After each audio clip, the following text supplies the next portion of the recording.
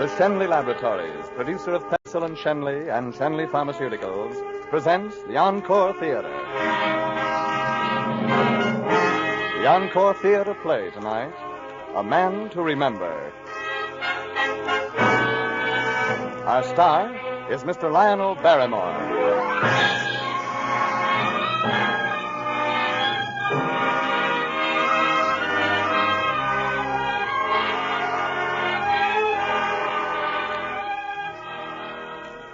Tonight, Shenley Laboratories presents another in a new series of great dramatic programs. Some of our stories are fact, the struggles and accomplishments of great men of medicine. Others are fiction, stories of devotion to an ideal, individual heroism, or great courage. By these programs, Shenley Laboratories would remind you that medical science and progress are not cold, impersonal research or pages of statistics, but a warm, human story told in living terms. Whether it's the life of one of medicine's immortals or the everyday record of service rendered by your family physician.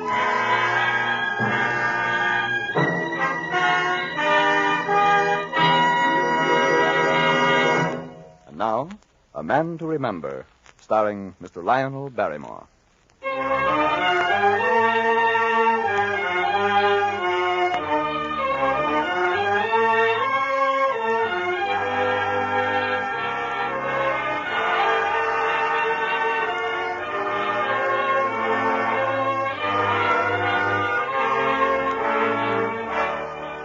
The doctor was dead. The funeral was over. It had been an impressive afternoon. The town band had walked before the funeral coach, and the people of the town had thronged the sidewalks to pay their last respects. The doctor was dead. The earth was in place, and the stone, and the words that honored him. And before the afternoon sun had set, the vultures had gathered in his lawyer's office. George Sykes, the banker, Homer Ramsey, owner of the local department store, Jode Harkness, president of the school board. Sit down, gentlemen. I've brought Dr. Abbott's strongbox with me. I find that in most cases of this nature, the creditors prefer to wait until, well, the day after the benediction has been delivered. Now, looky here, Clyde. That ain't fair. The doc would want us to have our money. I hold Doc Abbott's personal note for $600, plus 100 interest. How about you, Homer? I had the bookkeeper figure up his account today. He owes the store $726.37. He hasn't paid a bill since 1928. And you, Jode? He owes me $1,100. His son gave this box to me this morning when I explained how eager you were to get his father's affairs in shape. Gentlemen, here is the estate. The estate? That's right. A black signet ring, an ashtray, and some papers. Suppose we take the papers one by one. This one is headed Westport First National Bank. It reads, 60 days after date, or on demand, I promise to pay to George Sykes and, or, the Westport First National Bank, the sum of $300 with accumulated interest at 7%. Signed, John Abbott. Dated, June 16, 1919. That's the date, all right. He walked into my office with Dick. Dick was, about 8 then. Two of them looked about as poor as church mice. Well, if it ain't John Abbott. Yeah. How are you, Joe? I'm fine. Sit down. How are you? It's been a long while. Yeah, pretty near 25 years. That's right. You left for college right after we graduated from high school, didn't you? Yeah. Mm-hmm.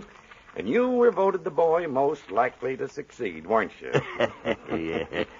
It seems kind of funny now, doesn't it? It sure does.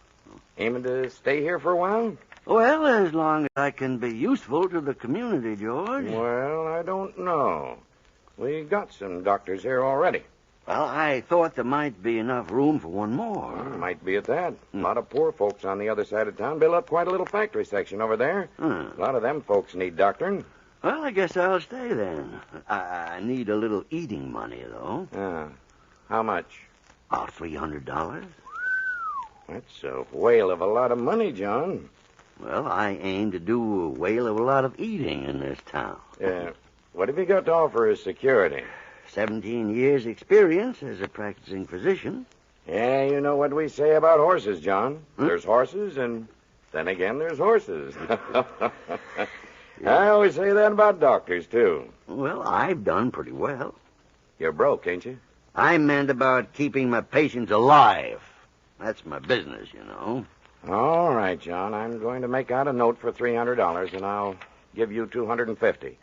Got to have a little bonus, you know, when there isn't any security. But I always like to help an old friend. Yeah.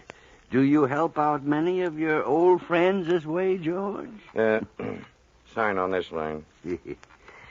They should have elected you the boy most likely to succeed.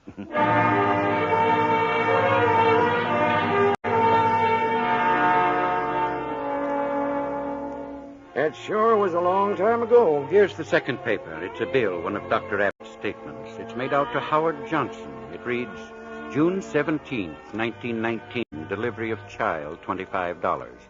Beneath it is the notation, Johnson has no money. Well, Doc, you have a fine baby girl, Johnson. Girl. And a healthy one, too. Girls ain't no good on a farm. I wanted a boy. I wanted somebody who could help me work this land when I get old. Girls are for people who can afford them. How's my wife? Johnson, I did everything I could. I'm afraid she wasn't in very good condition to begin with, and... Well, I did everything I could. I know how you feel. I lost my wife that way. She never had nothing while she lived. Bad crops, bad times. I was going to have a good crop this season. I was going to buy her something. Yeah. Now keep the baby warm, and... You get out of here. Get out of here. Don't ever come back. But, man, you want to know how to take care of the baby. I told you to get. Get, I said, get.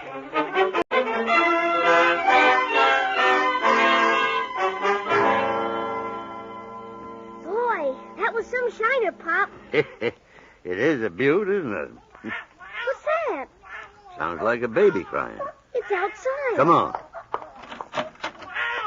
It is a baby. Look, in that box. Well, I'll be... Come on, let's get her inside right away. Here's a note. Let me have it, son. Dear Doc, I'm sorry I hit you.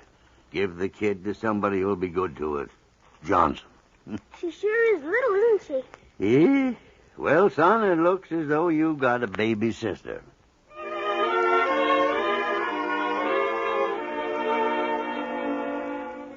I'd forgotten Jean wasn't his own child. What's the next paper? This is a bill to Dr. Abbott. It's from you, Homer. See? Homer Ramsey, General Merchandise. June 17th, 1923, to Dr. Abbott account, 1 baby doll, $12. Please remit. Happy birthday to you.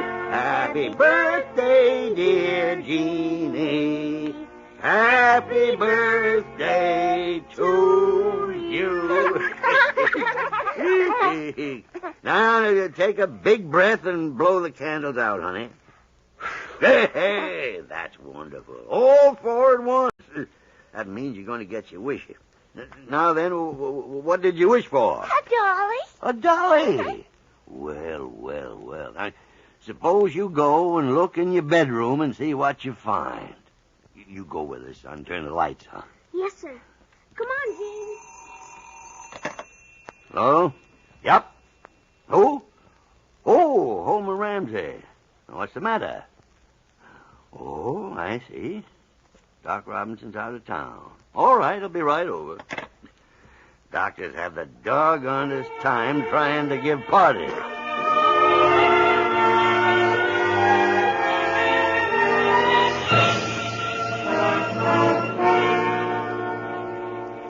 How is she, Doc? Well, Homer, your wife has acute appendicitis. I'm going to have to operate right away. How much are you going to charge me for this operation? I understand. Are you by any chance interested in how your wife is doing? Well, I certainly am, Doc. But I don't want any of this funny stuff about the price of the operation. I want a fair price. But I don't want to be stuck, you understand? I understand. Are you interested by any chance in how your wife's doing? How is she? Well, she's very low.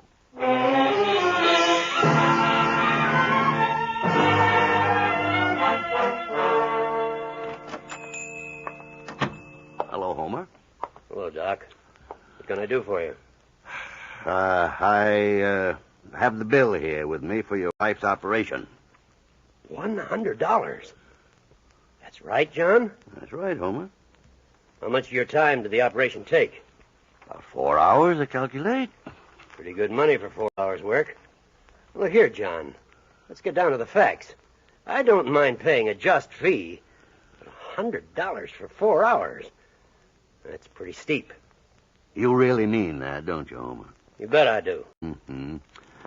What do you pay your janitor around here? Oh, 40 cents an hour? Yeah, you see, I made a mistake in figuring the bill, Homer. Well, that's more like it. Yep. The only place we differ is the value each of us puts on your wife. I was a mite too high, so I'll settle right now for 40 cents an hour. $1.60 cash. Now, John, I didn't mean that. Perfectly willing to pay a fair price. Give me $1.60. But I feel ashamed to settle for that, John. Really, now you know... Give me the money. Yeah, sure. I'll just fix the bill. To Homer Ramsey, Count Appendicitis Operation, Mrs. Ramsey, $100. Settled for $1.60 cash. You got a bargain at that, Homer. You'd have had to pay a gravedigger for 6 hours.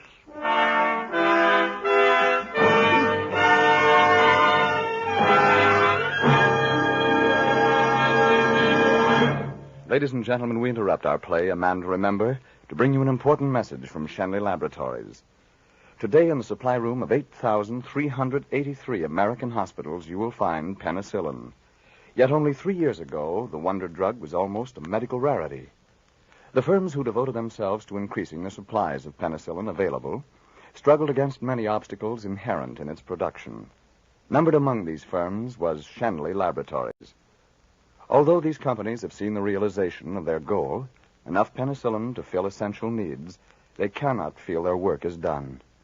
Up to the present, research workers at Shenley Laboratories have developed such products as penicillin tablets and troches for administration by mouth, and penicillin ointment and ophthalmic ointment.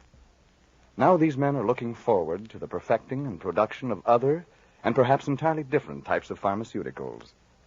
It is ever the aim of Shenley Laboratories to know more of what benefits to mankind may be derived from medical research. It is our aim, too, to translate the knowledge we gain into production of more and greater aids to healing for all members of the medical profession. And now, back to the second act of tonight's play, A Man to Remember, starring Mr. Lionel Barrymore.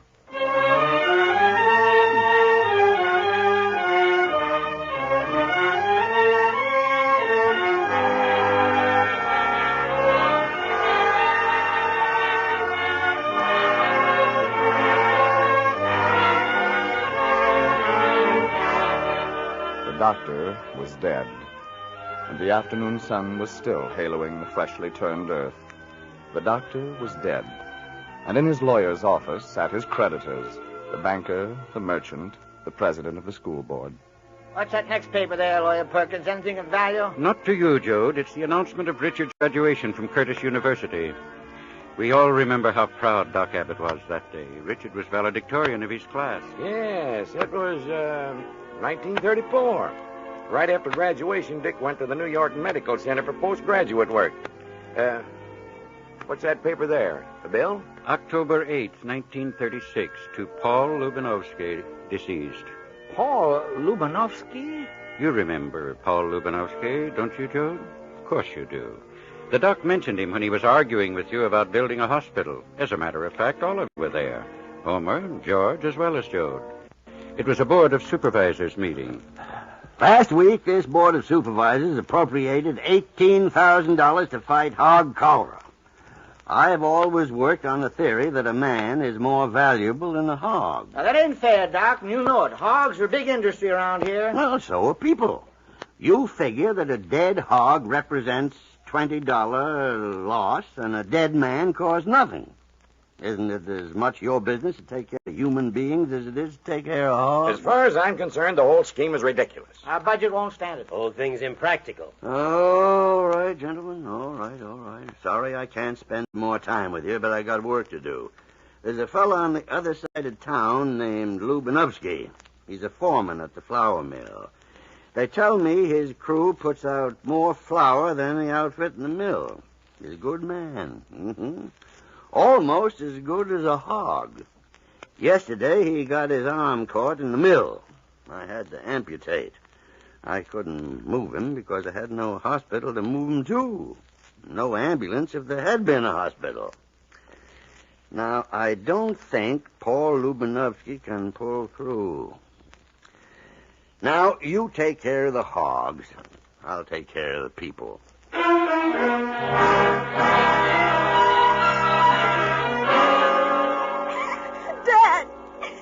where are you? Dr. Abbott! What's happened? What's the matter? It's my arm. It was my fault, sir. I was showing her my gun.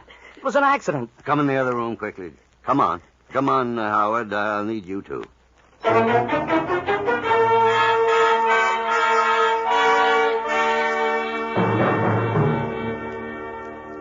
How does that feel, honey?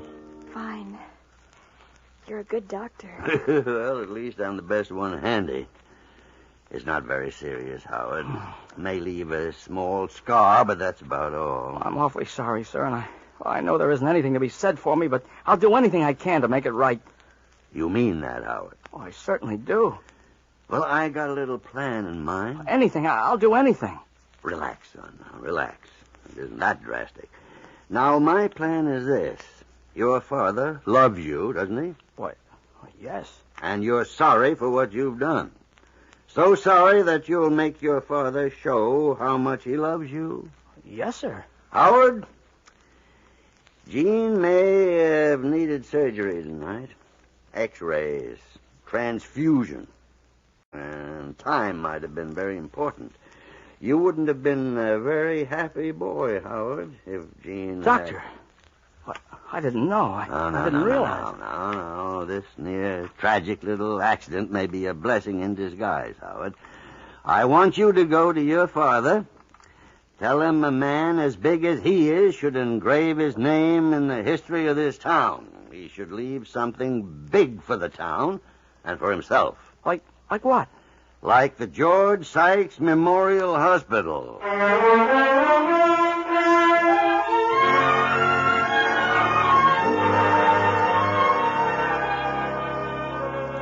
That was a fine gesture you made, George, building that hospital. Well, I probably would have done it anyhow. I must admit it's come in handy. It was rather small of you, though, I think, restricting Dr. Abbott to the charity ward. Well, the charity cases were always his pets anyway. Let's get on with the box. This is a bill, a statement sent September 21st, 1937 to Mrs. Walter Lamb. Account Sally Lamb, $6. Oh, I remember that. I think we all remember that. Now, keep Sally in the house, Mrs. Lamb, and don't under any circumstances let any children come in. I'll write out exactly what I want you to do. Of course, you'll be quarantined, but I'll be back this afternoon. Do you think it's anything serious, Doctor? Yes, I think it's typhoid fever.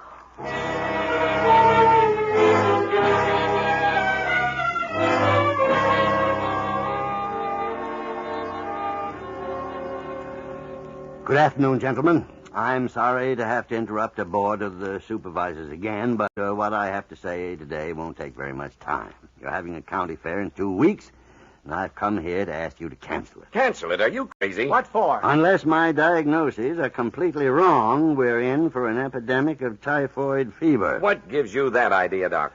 I have 4 patients who have all the symptoms. Well, quarantine them. 4 people out of a town of 4,000 don't strike me as being an epidemic. 4 cases of typhoid, gentlemen, are quite enough to start preventive measures so there won't be an epidemic. The merchants of this town have put up $12,000 for the county fair. You suggesting that we throw that money up the flue just because 4 of your patients might have typhoid? All right. You leave me no other course than to go to the newspaper. I'm going to warn this town whether it costs our merchants $12,000 or not. Newspapers won't print nothing we tell it not to, Doctor. How much is your son worth to you, Joe? That's not a fair question. You're willing to risk him for $12,000? Oh, he won't get it, will he?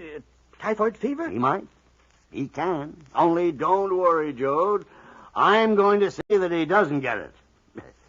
I hope all you gentlemen sleep well tonight.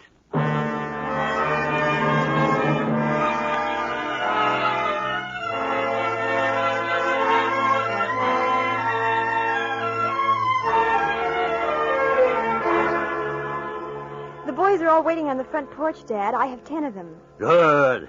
Give them each a pile of handbills. Tell them I want one in every house in town and all along Main Street. Here, let me see one. Warning, typhoid fever. Do not attend the county fair. Boil every drop of water you drink. I am making a house-to-house canvass to assure that everyone is examined. I will give each of you medical advice on purification of water and provide chlorinated tablets for those who have their own water supply. If I do not get to your house, come to me in the evenings. John Abbott, M.D. Oh, Dr. Abbott, I'm so glad you came. The children are all inside, and I've talked to every mother in the block. They brought their youngsters over here to save you time. Fine. Now, let's get to work. There's the doctor now. We weren't home today, Doctor, so we came here to your house. I haven't got any money, Doc, but I'll pay you payday. Good evening, folks. Now, if you line up one by one, we'll take care of you in the living room. Dad, the city council is all stirred up about us. They say you've alarmed the whole community and ruined the fair. I'm afraid we're in trouble again. Probably. Jean, I'm tired. I never felt it before, but, well, I'm an old man.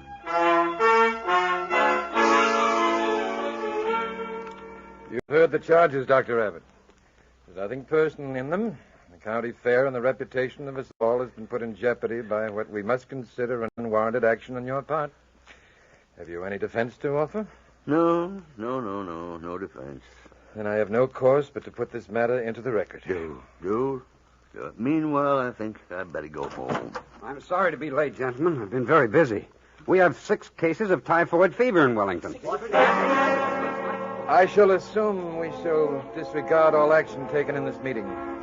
Do I hear a motion that a committee be appointed to appear before the Board of Supervisors and insist upon cancellation of the county fair? I make such a motion. All in favor? Aye. Aye.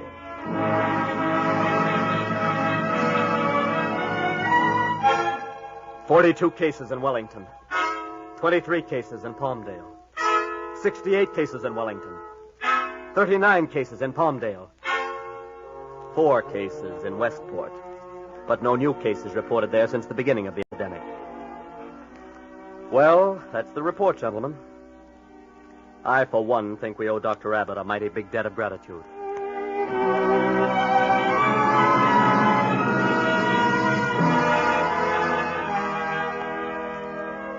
Daddy, there are some people to see you. People? Well, send them in. I think maybe you'd better come out on the front porch. The minister's there, and, well, there's quite a mob of them. Huh? Oh, well, all right. Good evening, Doctor. Good evening, Reverend. Oh, good evening, all. Doctor, you've been among us for a long time, and you've worked hard.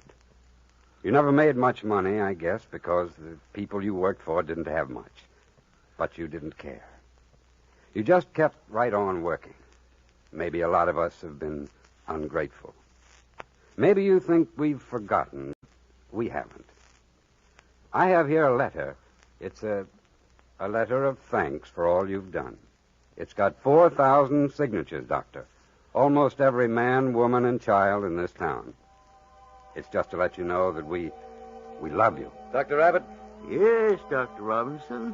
In my mind, and in the minds of my colleagues of the County Medical Association, you performed the most outstanding service in the history of our community.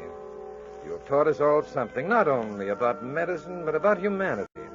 The Westport County Medical Association has delegated me to inform you that if you will honor us with your presence, you have in advance been elected president by acclamation. Oh, well, thank you. Thank you.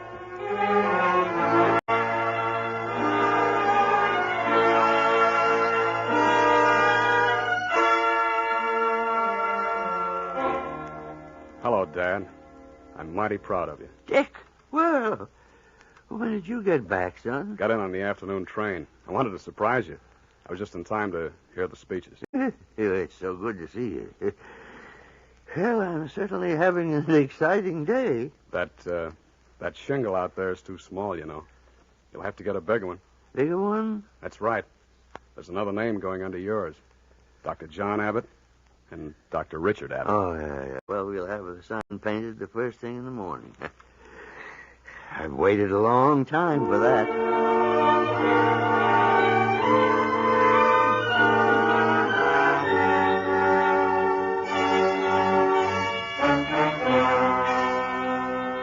Kind of a shame he had to die just when he was getting little recognition. His heart was worn out, and so was he. He gave until he didn't have an ounce of strength left to give. What's in the envelope on the bottom? The money for his debts. According to his calculations, he owed the three of you $2,426.37. Do you think he did? Why don't we give the money to the charity ward at the hospital? Give it? I kind of agree with you, George. Those debts should have been written off a long time ago. I guess you're right. He was a fine man. We might not have always seen eye to eye. Leastways, not until he swung us around to his way of thinking by one means or another. But he was a fine man. I agree with you. Dr. Abbott was a man to remember.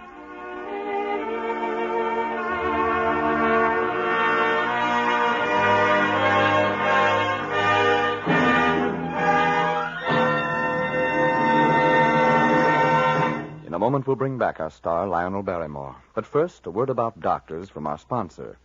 Shenley Laboratories, maker of penicillin Shenley, would like to remind you that the American standard of health is higher than that of any country in the world. We feel sure you'll agree that the man who has done most to make the situation true is the American doctor. Shenley Laboratories pledges to do all within its power to aid America's physicians in their work of maintaining America's high standards of health. And now, the star of tonight's play, Mr. Lionel Barrymore. Ladies and gentlemen, to sum up the spirit of this Shenley Laboratory program, this simple and beautiful prayer of the physician, written centuries ago by Maimonides, seems to me to be apt and fitting. The eternal providence has appointed me to watch over the life and death of all thy creatures. May I always see in the patient a fellow creature in pain. Grant me strength and opportunity always to extend the domain of my craft. Now, this is the prayer of the physician. Its age is old, yet today it's as new as the hope for a peaceful way of life for all the world. May we invite you to listen again next week at this same time when Shenley Laboratories presents The Prisoner of Shark Island, starring Zachary Scott, a great star in a great story. Good night.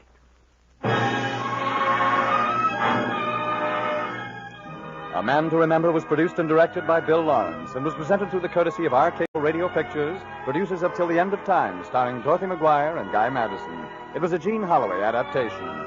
This is Frank Graham speaking for Shenley Laboratories. This is CBS, the Columbia Broadcasting System.